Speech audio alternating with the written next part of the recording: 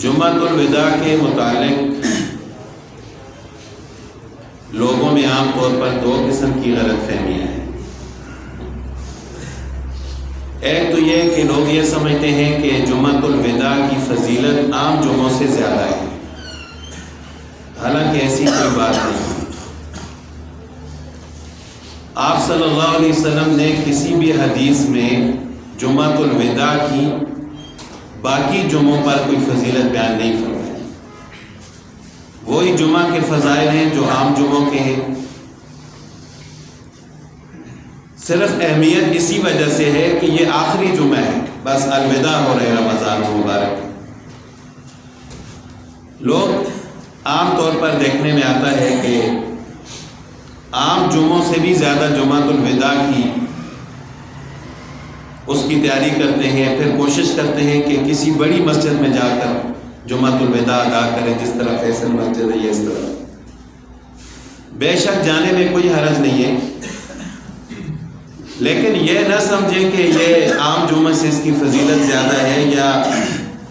ضروری ہے کہ ہم کسی بڑی مسجد میں جا کر ادا کریں، یا ہم کسی بڑی مسجد میں جا کر ادا کریں گے تو ہمیں زیادہ ثواب ملے گا، ایسی بات نہیں ہے۔ باقی ہر بندے کی مرضی ہے جہاں بھی جا کر پڑھے۔ تو جمعۃ الوداع،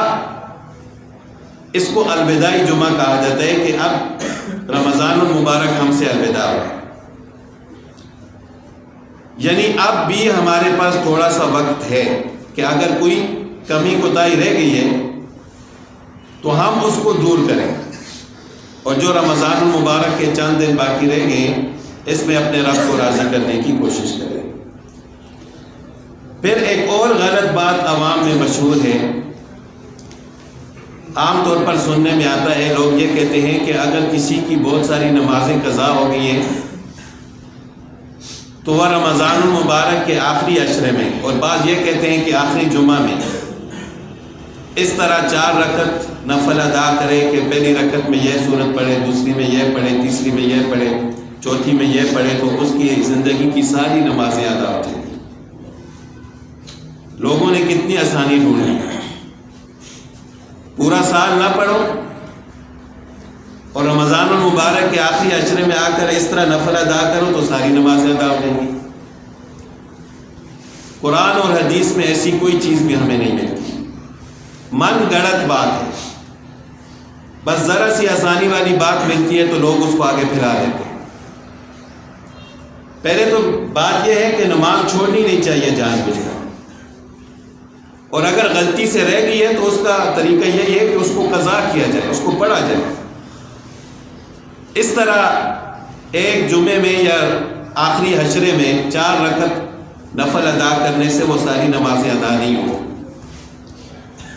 اور نہ ہی ایسی بات کو آگے پھیلانا چاہیے۔ شریعت میں ہمیں کوئی ایسی بات نہیں ملتی،